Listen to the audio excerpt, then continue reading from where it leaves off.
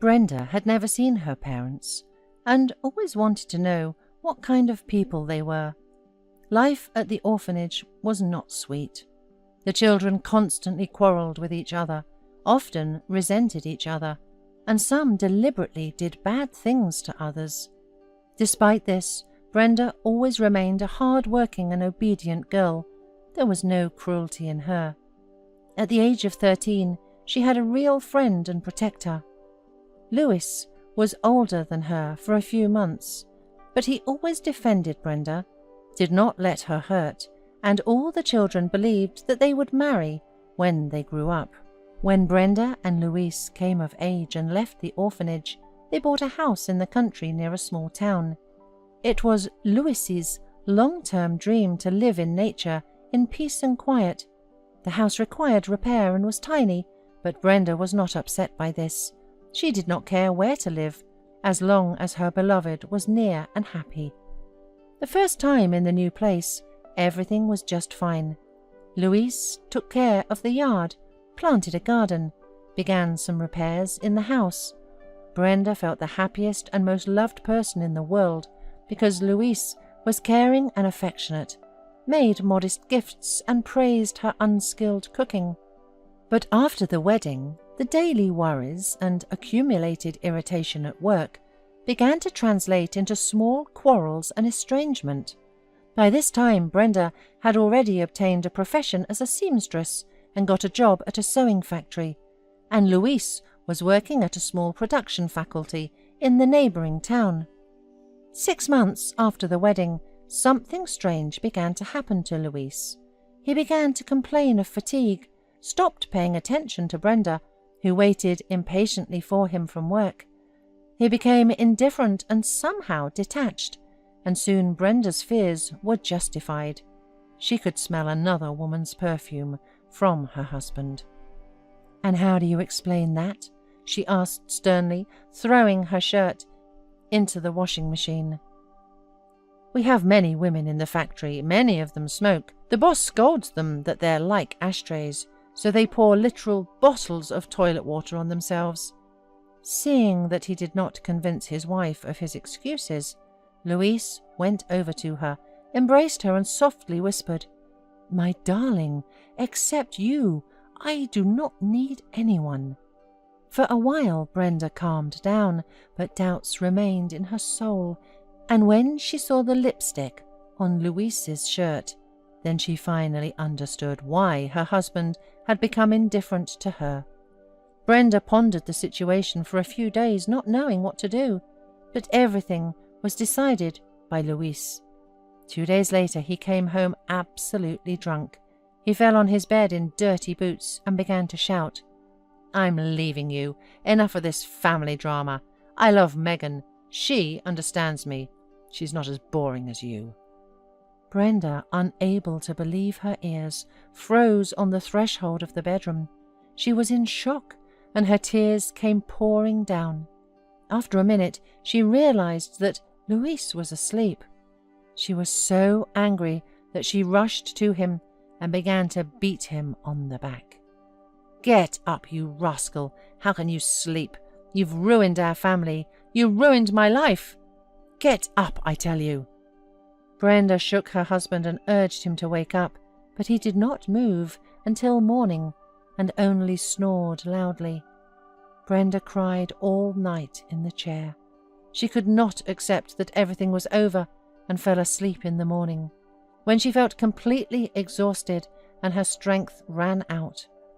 In the morning, Louis got up frowning and with a sore head. He silently gathered his things and left, slamming the door loudly. "Well, get out of here," Brenda shouted, either to herself or to him. She spent the whole weekend in an almost daze. She hardly ate or slept, thinking and remembering. The weather outside was gloomy. The late fall had brought wet snow to the village, and a howling wind was breaking dry branches on the trees and carrying them away. But a sudden knock on Brenda's door interrupted her heavy musings. The woman frightenedly opened the door. On the threshold stood an elderly man in a light out-of-weather jacket, with stubby boots on his feet and a cap on his head, which could not warm his head in this weather. "I apologize for the late visit," he said. "I am in a very awkward situation. You see, I went by train to the city to visit my son, but I dozed off, and when I woke up, I didn't really know where I was traveling. So I thought it was the right station, but it wasn't. There will be no more trains today, and the street is dark and cold. I just wish I could spend the night and get warm."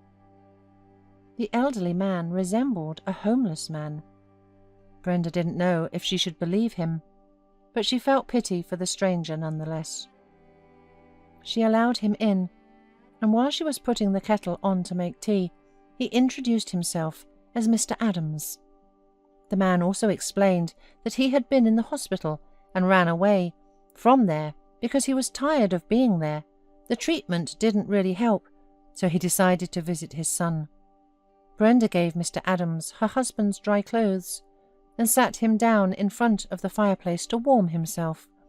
But she thought to herself that the man most likely had no son, and that he had simply invented all this. Nevertheless, Mr. Adams seemed like a decent man, and besides, the weather outside was a real thunderstorm. Almost the entire next week, Mr. Adams stayed at Brenda's. He often talked about his life, about his youth. Then, as if losing the thread of events, he switched to another subject, making long pauses. The villagers quickly found out that Brenda sheltered an old man, moreover, most likely homeless. The woman did not pay attention to what was being said around her. She was glad that she had lent a helping hand to the man in his hour of need. She didn't know what she would do next with him, but one thing was certain: she would never throw the elderly man out on the street.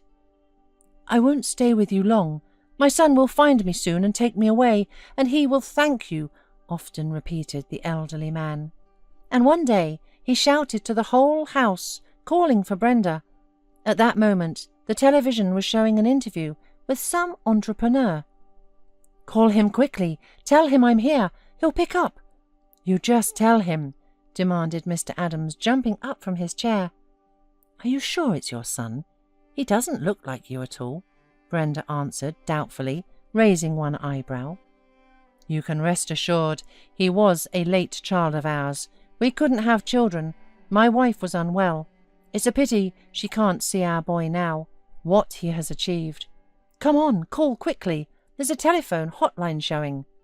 Brenda, on the other hand, thinking that the older man had mistaken, did not do anything.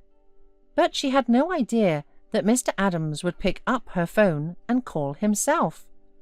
2 days later, everything in Brenda's life went upside down. Early in the morning, the unfaithful husband showed up, looking at her with the eyes of a battered dog. "Forgive me, my love. I need only you. I realized that I stumbled, but that's no reason to forget everything good that was between us," wailed Louise, almost crying. Brenda barely contained the squeamishness, began to explain to her husband that it was all over between them. But suddenly he noticed Mr. Adams in his clothes. "Who is this? Who have you brought into the house? Have you set up a shelter for homeless people in our house?" "Don't you dare say that. You're 5 minutes homeless yourself, so go where you've been," Brenda burst out.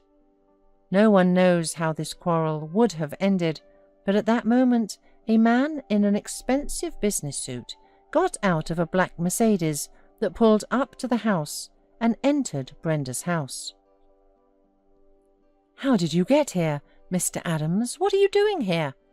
Louise looked in puzzlement at the director of the factory where he worked. "Hello. I came to pick up my father. He called me, gave me this address and said he was being cared for by a nice woman named Brenda."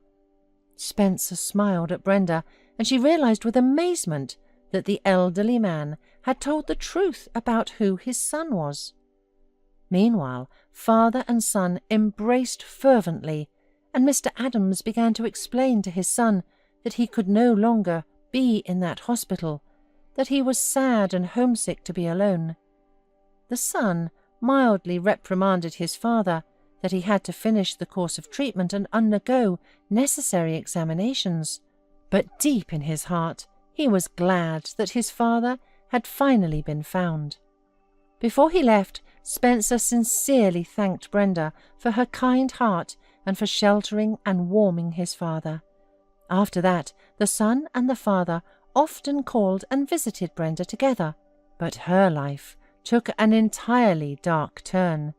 She filed for divorce, and now, almost every day, was listening to scolding from her husband, who first asked for forgiveness and now threatened to sue her for all joint property. One day, Spencer offered to stay at their house for a while until she could work out the details of the divorce and the apartment. At first she refused, but Mr. Adams said he would resent her refusal, and Brenda reluctantly agreed. After some time, Spencer and Brenda became friends, and Brenda felt herself to be a part of a real family where relatives cherish each other. But she was not yet ready for a more close relationship with Spencer. So Spencer had to be patient to win her heart completely. It took 2 years for Brenda's heart wounds to fully heal. Spencer and Brenda's wedding was small, but Brenda felt truly loved and knew that Spencer's heart belonged only to her.